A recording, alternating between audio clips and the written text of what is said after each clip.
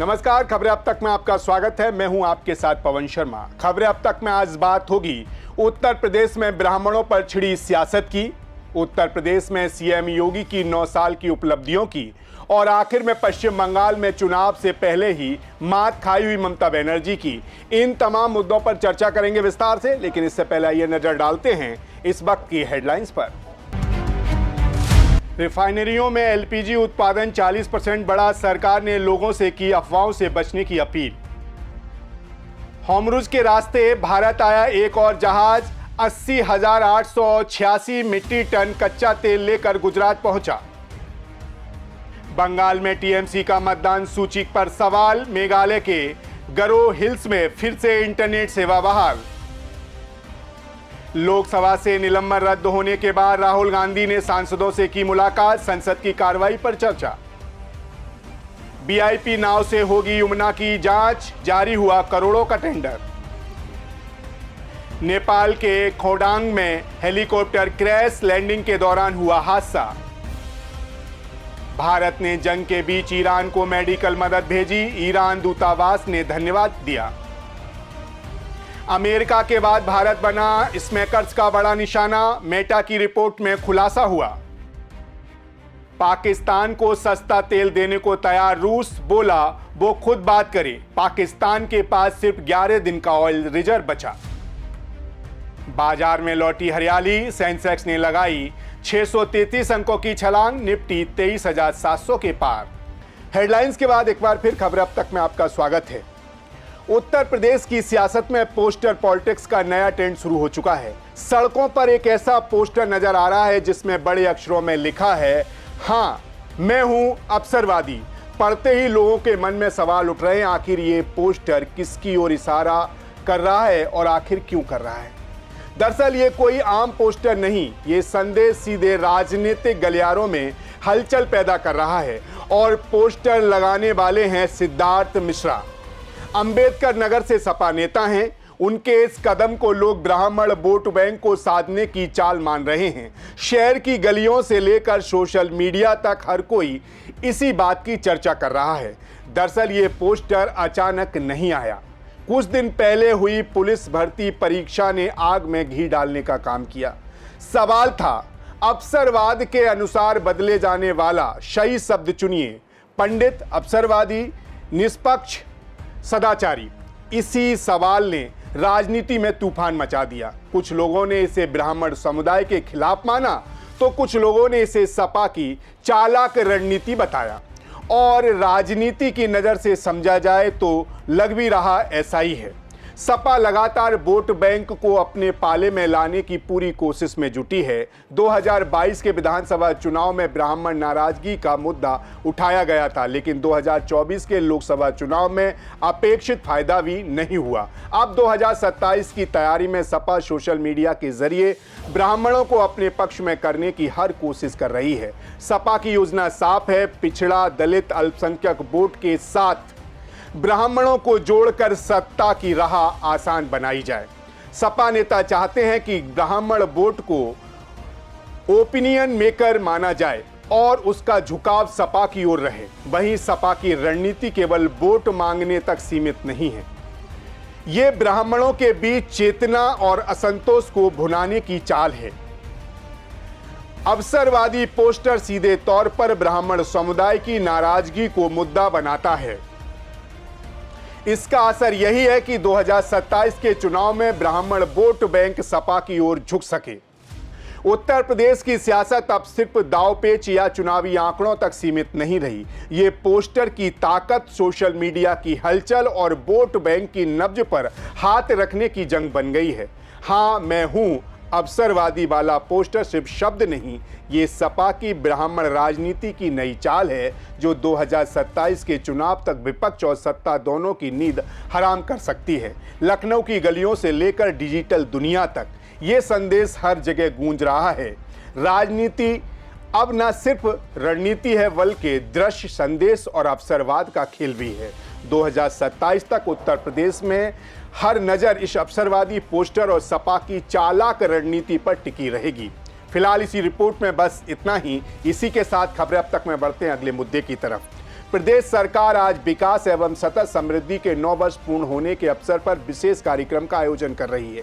इसी कड़ी में मुख्यमंत्री योगी आदित्यनाथ ने लोक भवन सभागार में नवनिर्माण के 9 वर्ष पुस्तक का विमोचन किया।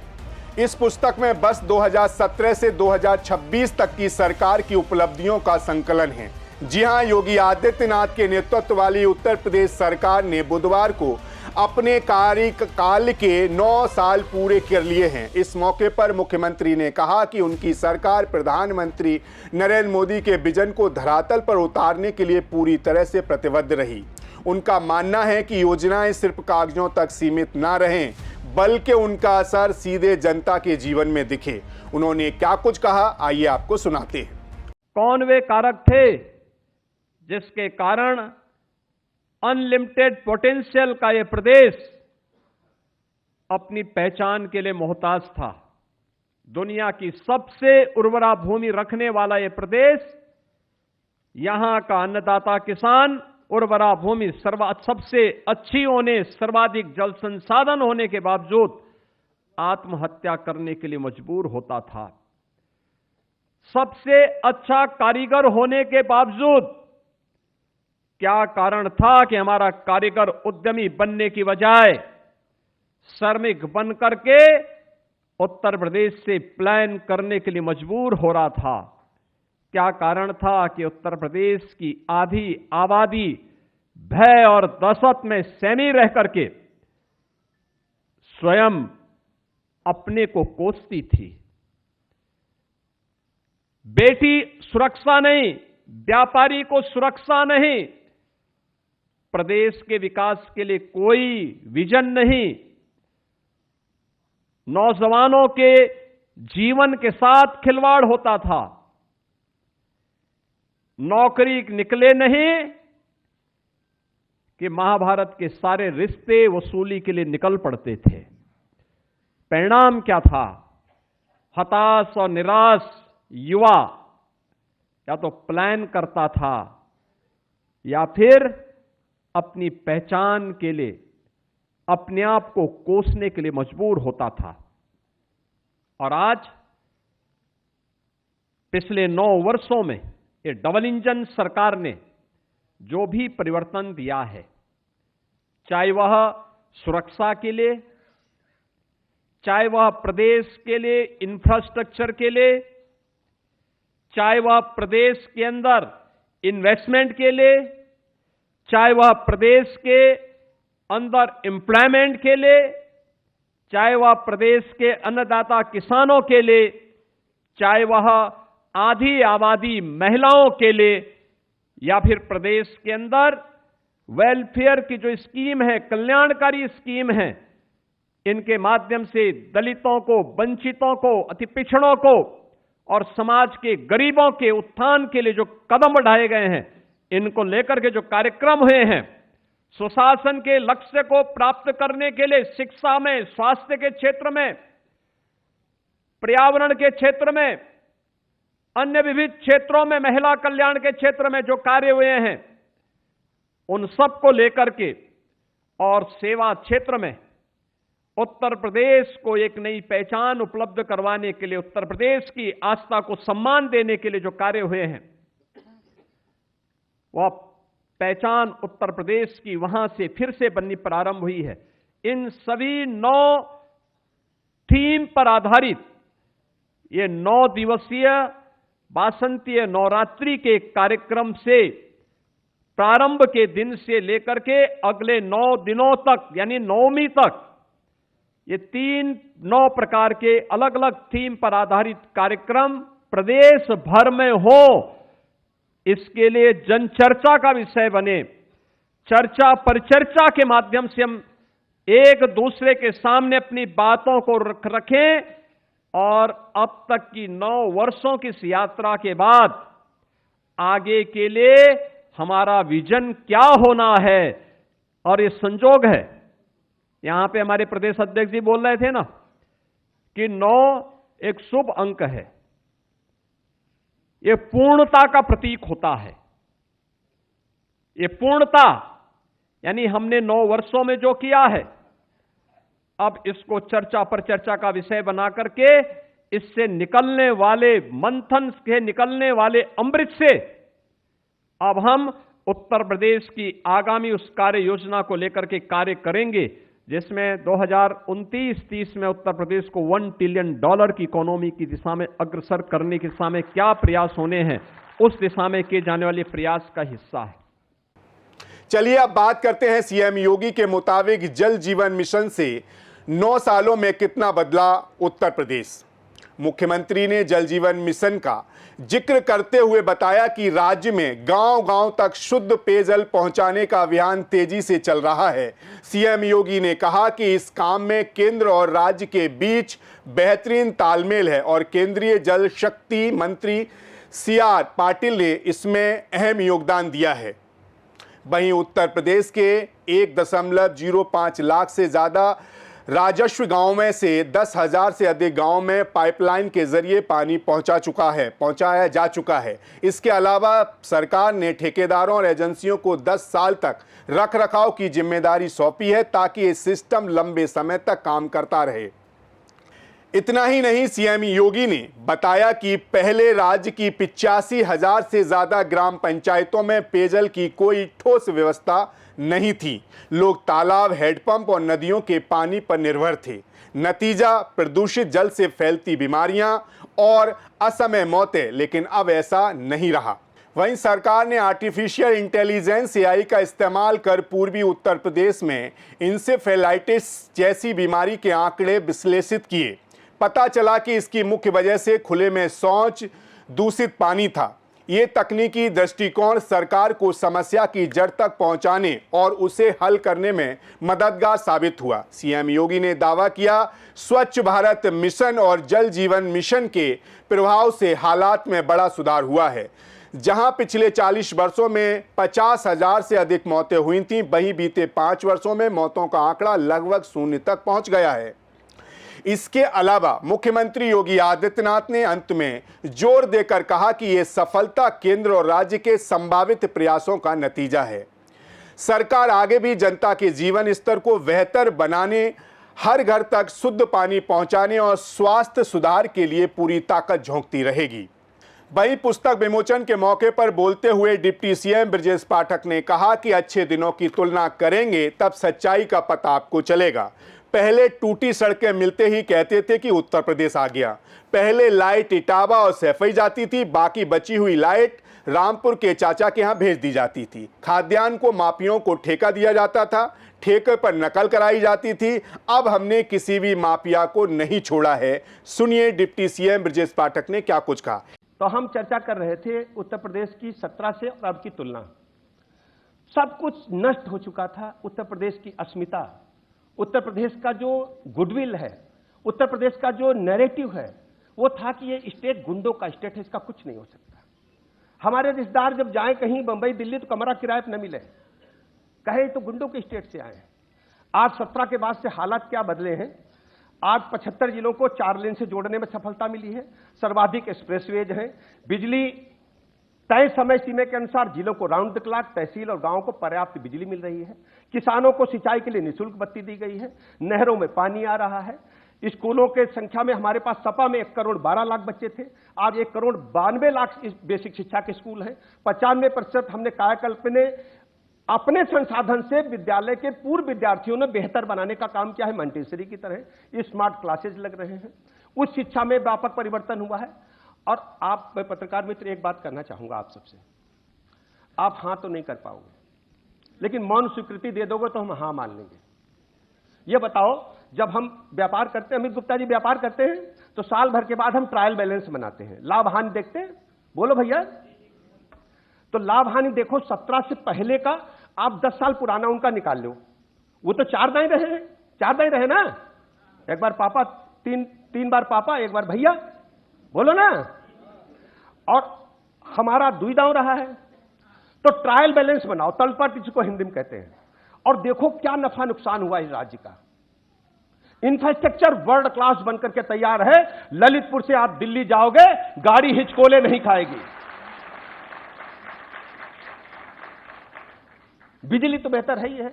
और सबसे बड़ी लॉ एंड ऑर्डर की बात है, हमारी बहनें बैठी हैं, 5 बजो तो अम्मा कहाँ है बिटिया, लौट आओ, कहाँ भैया संघे चाहिए इम्तहान देवावे, कहाँ लगे कि वो पिताजी चाहिए छोड़े स्कूटर में। आज हमारी बेटी, मैंने अपनी आंखों से देखा है, 12 बजे रात भी चौक से चल करके हजरतगंज में काफी पी करके जाती, किसी माई के लाल की हिम्मत नहीं बेटी की तरफ बुरी नजर से देखा। सरकारी नौकरियों में हमारी बेटियां हैं, पुलिस में देखी जाकर के। जब बेटी डंडा लेकर के प्रदेश की सड़कों पर घूमती है तो ये हमारी बेटी का आत्मबल है कि गुंडा उसको देख करके थर थर कांपने का काम करता है। यह है आपके वोट की ताकत। मैं प्रदेश के लोगों से कहना चाहता हूं, लिस्टेड गुंडे माफिया आज प्रदेश में एक भी नहीं है, 0। संगठित माफिया गिरोह 0।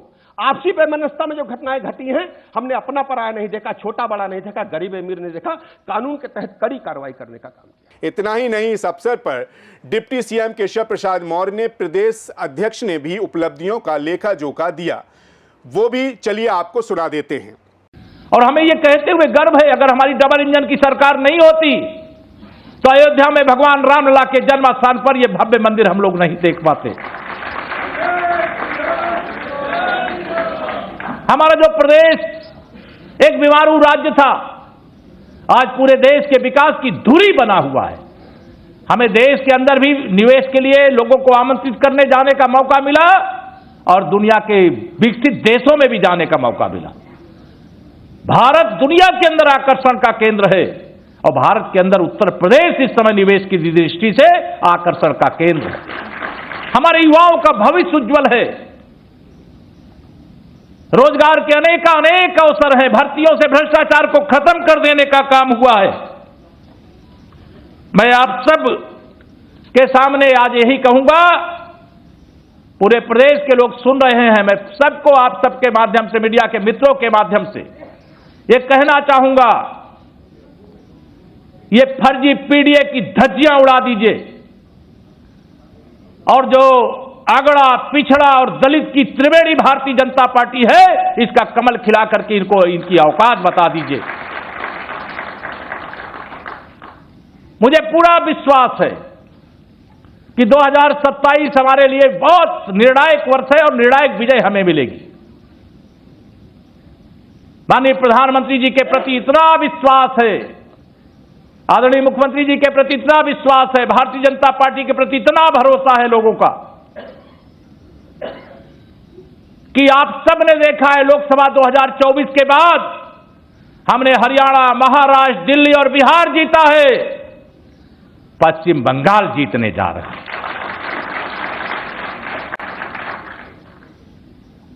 आसाम में तो तीसरी बार सरकार बनने ही जा रही है, बहुत बड़े बहुमत की बनने जा रही है।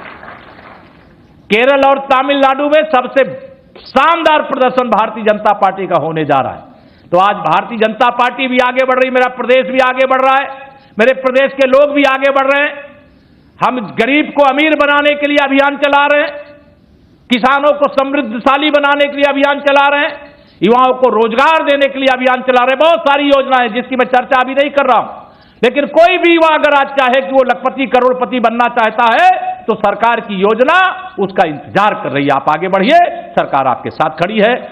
देखा जाए तो योगी सरकार का यह विजन साफ है, जनता के जीवन स्तर को सुधारना, स्वास्थ्य और समृद्धि लाना और भविष्य में भी हर कदम पर यही प्रतिबद्धता जारी रखना। लेकिन इसमें वो कितना सफल होते हैं, ये जरूर देखने वाली बात होगी। फिलहाल रुक करेंगे इसी के साथ खबरें अब तक के अगली खबर की तरफ। बंगाल में विधानसभा चुनाव का बिगुल बज चुका है और बंगाल की राजनीति में भवानीपुर विधानसभा सीट से एक बार फिर सबकी निगाहें अपनी ओर खींच ली हैं। इस बार मुकाबला टीएमसी प्रमुख ममता बनर्जी और भारतीय जनता पार्टी के नेता शुभेंदु अधिकारी के बीच तय हो गया है। सवाल यह है, क्यों शुभेंदु अधिकारी ने सीधे ममता के गढ़ में अपनी चुनौती दी है और क्यों भवानीपुर की जनता इस मुकाबले को मिनी इंडिया कहती है। शुभेंदु अधिकारी नंदीग्राम से भी चुनाव लड़ रहे हैं। राजनीतिक जानकारों के मुताबिक ये दाव भारतीय जनता पार्टी की रणनीति का हिस्सा है, ममता को उनके गढ़ में घेरना ताकि वह पूरे राज्य में स्वतंत्र रूप से प्रचार न कर सकें। शुभेंदु अधिकारी ने खुद का ये प्लान तैयार किया है। उनका तर्क है अगर वो हार भी जाएं तो ये हार कठिन मुकाबले का उदाहरण बनेगी, लेकिन अगर ममता बनर्जी यहां से हारी तो उनकी साख और राजनीतिक प्रभाव पर बड़ा असर देखने को मिलेगा। भवानीपुर विधानसभा क्षेत्र अब तक 12 बार चुनाव देखा जा चुका है। 1952 से 1972 तक कांग्रेस का कब्जा रहा। 2011 में परसीवन के बाद टीएमसी ने इस सीट पर लगातार सफलता पाई। 2011 उपचुनाव में ममता की जीत हुई। 2016 में ममता बनर्जी दोबारा निर्वाचित हुई। 2021 में नंदीग्राम हार के बाद तीसरी बार उपचुनाव में ममता बनर्जी की जीत हुई। दरअसल 2021 में ममता बनर्जी ने भारतीय जनता पार्टी की प्रियंका को 58,000 वोटों से हराया था। इस बार अनुभव और जीत के रिकॉर्ड के चलते ममता भवानीपुर की अजय ताकत मानी जाती हैं। वहीं भवानीपुर सिर्फ बंगाली वोटरों की सीट नहीं है, यहां 40% गैर बंगाली वोटर हैं। गुजराती, मारवाड़ी, जैन, पंजाबी और उड़िया समुदाय के लोग। इन वोटरों का झुकाव अक्सर भारतीय जनता पार्टी की ओर माना जाता है। इसके अलावा मुस्लिम आबादी 20% है, जो परंपरागत तौर पर टीएमसी के वोटर हैं। चुनावों के दौरान अक्सर ये बाहरी बनाम लोकल का मुद्दा बन जाता है। इसके अलावा 2026 में विधानसभा चुनाव से पहले एसआईआर ने भवानीपुर की लड़ाई को और दिलचस्प बना दिया है। टीएमसी के लिए सुरक्षित माने जाने वाली इस विधानसभा से 47,000 से अधिक नाम हटाए गए हैं और 14,000 वोटर अब भी जांच के दायरे में हैं। इससे चुनाव का समीकरण बदल गया है और ममता बनर्जी की जीत पर एक नया सियासी सवाल उठ गया है। कुल मिलाकर शुवेंदु अधिकारी का दांव, एसआईआर के बाद बदलता वोटर वेश और ममता बनर्जी का रिकॉर्ड, ये सब मिलाकर भवानीपुर की लड़ाई को पश्चिम बंगाल की सबसे रोमांचक सीट माना जा रहा है। ये मुकाबला केवल विधानसभा का चुनाव नहीं, बल्कि ममता बनर्जी और भारतीय जनता पार्टी की बंगाल में ताकत के बीच सियासी टकराव है और भवानीपुर इस बार साबित करेगा कि बंगाल की राजनीति कितनी तेज और नाटकी हो सकती है। फिलहाल ये तो थी खबरें अब तक की खास खबरें, लेकिन इसके अलावा आज एक ऐसी खबर सामने आई जिसने रोंगटे खड़े कर दिए। दरअसल इंदौर के बंगाली चौराहे के पास ग्रेटर ब्रजेश्वरी कॉलोनी में एक दिल दहला देने वाला हादसा हुआ। यहां बिहार के किशनगंज जिले के 6 लोगों समेत कुल 8 लोगों की मौत आग लगने से हो गई। आपको बता दें कि तड़के करीब 4 बजे घर के बाहर चार्जिंग पर लगी एक इलेक्ट्रिक कार में शॉर्ट सर्किट हुआ। इंदौर की ग्रेटर ब्रजेश्वरी कॉलोनी में बुधवार तड़के जो हुआ वह सिर्फ एक हादसा नहीं बल्कि एक चौंकाने वाली चेतावनी है कि आधुनिक तकनीकी और सुरक्षा का भरोसा कितनी आसानी से मौत में बदल सकता है। टाटा पंच इलेक्ट्रिक कार की चार्जिंग के दौरान छोटा सा शॉर्ट सर्किट घर को आग के जाल में बदलने के लिए काफी था। आग ने अंदर रखे गैस सिलेंडरों को भड़काया और एक के बाद एक सिलेंडर फटने लगे। धमाका इतना जोरदार था कि मकान का एक हिस्सा ढह गया। घर में लगे डिजिटल लॉक जो सुरक्षा का प्रतीक थे, खुद मौत के जाल में फंसी हुई लोगों की राह में बाधा बन गए। और सबसे चौंकाने वाली बात, फायर ब्रिगेड मौके पर 1 घंटे बाद पहुंची। 1 घंटे जिसमें जीवन बचाने का हर पल कीमती था, बस खो गया। पड़ोसियों ने बताया कि लोगों को बाहर निकालने का मौका नहीं मिला। ये कोई दुर्घटना नहीं, ये असुरक्षा, लापरवाही और सिस्टम की सिस्टम की नाकामयाबी का ज्वलंत प्रमाण है। ये हादसा हमें सिखाता है कि अगर सावधानी और तकनीकी में तालमेल नहीं होगा तो परिणाम हमेशा भयावह होंगे। भविष्य में ऐसी त्रासदी से बचने के लिए जरूरी है कि इलेक्ट्रॉनिक वाहनों की चार्जिंग हमेशा खुली और सुरक्षित जगह पर हो। चार्जिंग उपकरण और तार पूरी तरह जांचें और सुरक्षित हों। घर के गैस सिलेंडर और ज्वलनशील सामग्री चार्जिंग क्षेत्र से दूर रखी जाए। डिजिटल लॉक और सुरक्षा उपकरणों में आपातकालीन खोलने का विकल्प जरूर हो।